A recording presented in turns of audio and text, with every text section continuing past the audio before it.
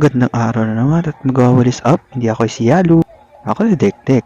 Nag-check ako dito sa CCTV at may napansin akong batang inaantok at may nangyari.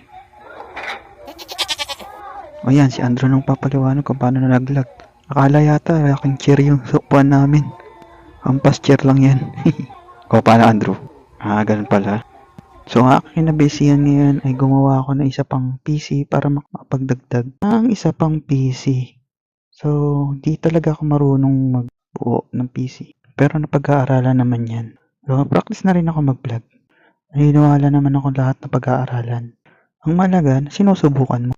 Hindi ka gagawa ng bago, wala na magbabago sa buhay mo. Kaya ang ginagawa ko, aral lang ng aral.